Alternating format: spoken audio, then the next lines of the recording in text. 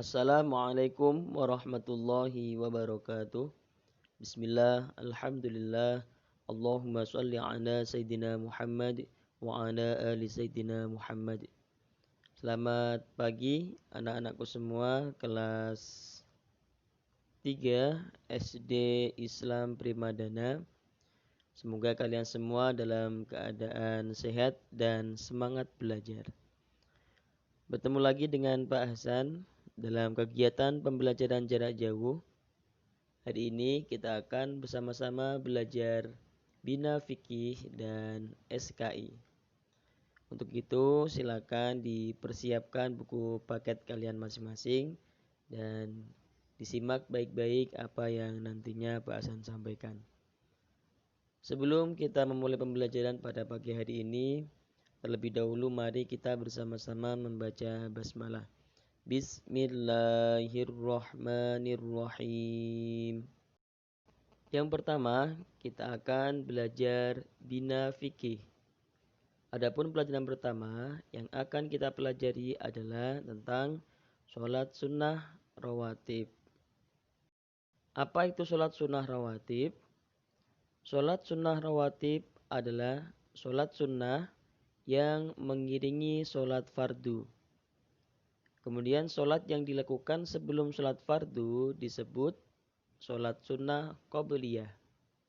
Sedangkan sholat yang dilakukan setelah sholat fardu disebut sholat sunnah ba'diyah. Jadi sholat rawatib itu adalah sholat sunnah yang dilaksanakan berbarengan dengan sholat fardu. Ya, bisa dilakukan sebelum sholat fardu dan setelah sholat fardu. Adapun yang dilakukan sebelum sholat fardu yaitu namanya sholat sunnah qobliyah. Sedangkan sholat yang dilakukan setelah sholat fardu disebut sholat sunnah ba'diyah. Nah, waktu dan jumlah rakaat sholat sunnah rawatib. Adapun waktunya, sholat sunnah rawatib dilaksanakan ketika masuk waktu sholat fardu. Jadi waktunya itu sama dengan waktu sholat fardu. Kemudian sholat sunnah rawatib dibagi menjadi dua, yaitu sholat sunnah rawatib mu'akkad dan sholat sunnah rawatib ghairu mu'akkad. Nah, apa itu sholat rawatib mu'akkad? Sholat sunnah rawatib mu'akkad adalah sholat sunnah rawatib yang sangat dianjurkan, ya, atau dikuatkan. Kenapa? Karena Rasulullah SAW selalu mengerjakan sholat tersebut.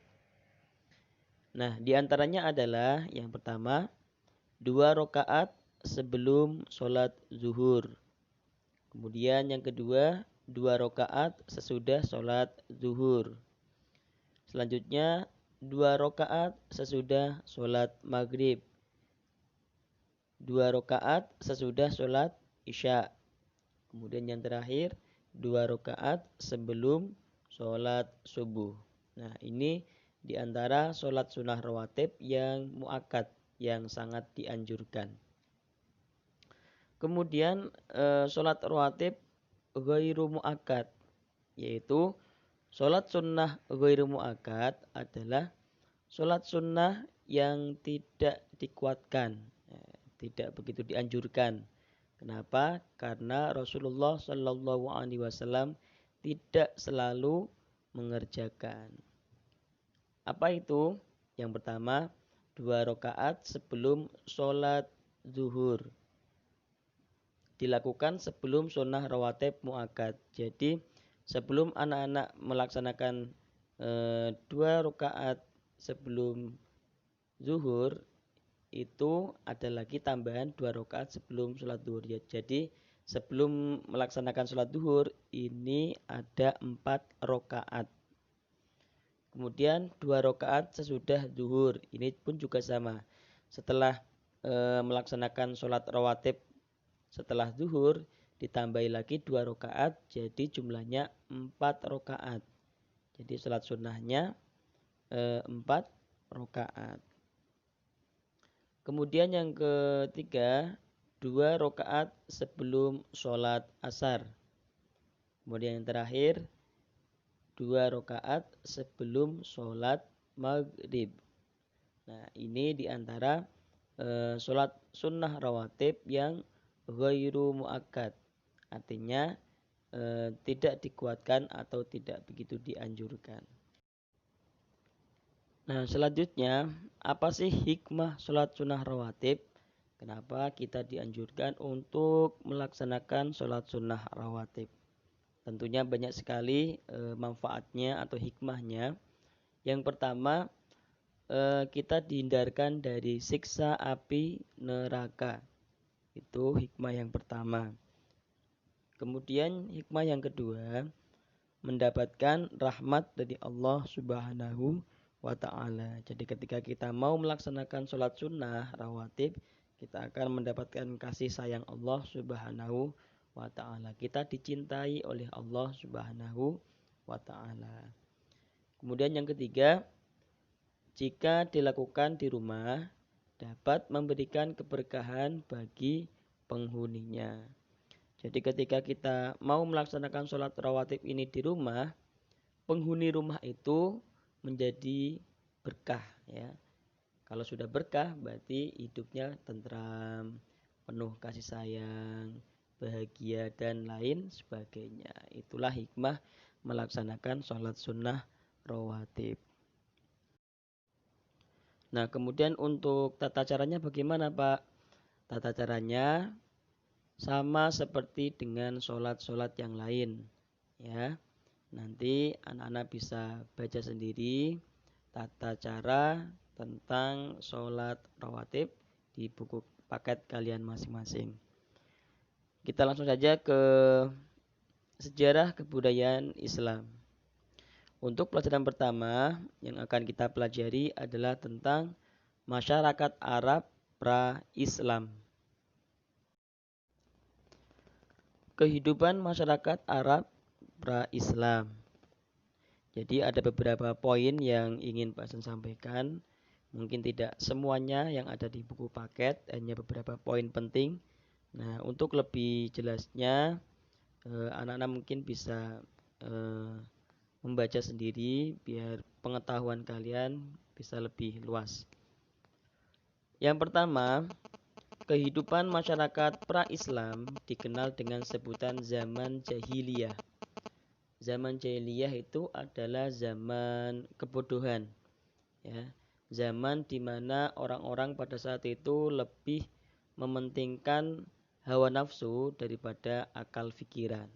Ya, banyak yang berjudi, kemudian mabuk-mabukan, ya, berzina dan lain sebagainya. Itulah disebut dengan zaman jahiliyah.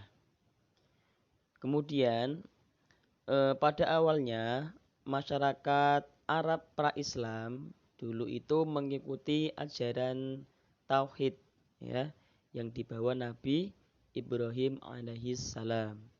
Akan tapi pada akhirnya mereka menyembah berhala dan jauh dari ajaran agama. Karena apa? Karena pergaulan dan dorongan hawa nafsu. Nah, jadi pada mulanya itu mereka mengikuti ajaran Nabi Ibrahim, yaitu ajaran tauhid, menyembah akan Allah Subhanahu wa ta'ala. Selanjutnya, ketika kita membahas tentang kehidupan masyarakat Arab, tentunya kita tidak lepas dari kota Makkah. Kota Makkah adalah kota yang didirikan oleh Nabi Ibrahim alaihissalam dan Nabi Ismail alaihissalam. Di kota Makkah terdapat peninggalan beliau yaitu Ka'bah Asy-Syarif, ya, Ka'bah yang mulia, dan air Zam-Zam. Nah, mungkin anak-anak yang orang tuanya atau anak-anak yang sudah pernah pergi ke Mekah mungkin bisa melihat langsung bentuk Ka'bah itu seperti apa, ya, dan juga air Zam-Zam itu seperti apa. Kalau belum tahu mungkin bisa minta cerita pada ayah bundanya yang sudah pernah pergi ke Makkah. kota Makkah pada zaman dahulu belum berkembang seperti sekarang ini ya. Kemudian kehidupan masyarakat Arab pra-Islam belum teratur. Hidupnya masih keras, masih bersuku-suku dan suka berperang antar suku. Nah, itulah kehidupan masyarakat Arab pra-Islam zaman dahulu. Kemudian mata pencaharian mereka adalah berternak, menggembala hewan ternak ya. Kehidupan mereka suka berpindah-pindah mencari tempat yang subur untuk mengembalakan hewan ternak mereka sekaligus dijadikan tempat tinggal.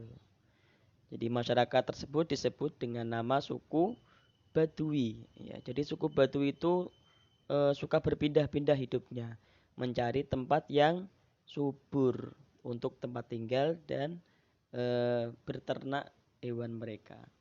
Ketika nanti tanah atau tempat yang ditinggali tersebut sudah tidak subur lagi, maka mereka pindah lagi mencari tempat lain yang subur. Begitu terus ya. Jadi hidupnya berpindah-pindah. Itulah kehidupan masyarakat Arab pada zaman dahulu. Kemudian masyarakat pra-Islam pada umumnya masih buta huruf. Akan tetapi mereka telah memiliki cara-cara bermasyarakat mengikuti nenek moyang mereka, yaitu hidup bebas dan suka berpindah-pindah. Jadi pada zaman dahulu masyarakat pra-Islam itu masih buta huruf, belum bisa baca. Akan tapi mereka punya kepribadian dan cara hidup mengikuti nenek moyang mereka. Kemudian kebiasaan lain yang dilakukan masyarakat Arab pra-Islam adalah perbudakan. Budak-budak diperjualbelikan layaknya barang dagangan, ya. Jadi mereka punya budak kemudian diperjualbelikan. Budak-budak sering dilakukan tidak manusiawi oleh majikannya. Jadi budak-budak pada zaman dahulu itu dilakukan tidak manusiawi, ya. Ada yang dipukulin, disiksa, bahkan dijual kalau budak tersebut tidak mengikuti apa yang diperintahkan oleh majikannya. Jadi sangat keras sekali ya. Jadi budak itu tidak dimanusiakan. Ya, itulah kehidupan zaman dahulu. Kemudian setelah kehadiran Islam, kehidupan masyarakat Arab lebih teratur ya. Kehidupan mereka lebih teratur, lebih terarah, lebih rapi. Ini sejak kehadiran Islam. Kemudian setelah Islam datang juga tidak ada lagi yang menyembah berhala. Jadi Nabi Muhammad SAW berjuang di kota Makkah dan sekitarnya itu untuk menghapus penyembahan berhala. Nabi Muhammad SAW memerintahkan umatnya untuk menyembah Allah Subhanahu wa Ta'ala. Kemudian selain itu perbudakan juga dihapuskan. Jadi semua manusia itu dibebaskan. Semua manusia itu tidak ada yang menjadi budak. Kenapa? Karena pada dasarnya manusia di mata Allah itu adalah sama. Yang membedakan adalah iman dan takwa kita kepada Allah Subhanahu wa Ta'ala. Maka perbudakan dihapus di muka bumi ini. Demikian untuk pembahasan mengenai kehidupan masyarakat Arab pra-Islam dari bahasan. Mungkin untuk menambah wawasan anak-anak semua, anak-anak bisa perdalam lagi materi ini di buku paket kalian masing-masing. Di sana banyak sekali dijelaskan tentang letak geografis ya, suku-suku, masih banyak lagi. Untuk itu silakan anak-anak baca lagi agar anak-anak wawasannya lebih luas. Karena waktunya dan terbatas, Pak Hasan hanya bisa menyampaikan sampai di sini dulu. Barangkali anak-anak nanti ada yang kurang paham atau masih bingung, anak-anak bisa bertanya kepada Pak Hasan. Baik, cukup sekian untuk pelajaran kita pada pagi hari ini. Sebelum kita akhiri, mari kita baca hamdalah bersama-sama. Alhamdulillahirabbil alamin. Seperti biasa, Pak Hasan berpesan kepada anak-anak semua untuk tetap semangat belajar dan jaga kesehatan. Itu saja dari Pak Hasan. Kurang lebihnya mohon maaf. Assalamualaikum warahmatullahi wabarakatuh.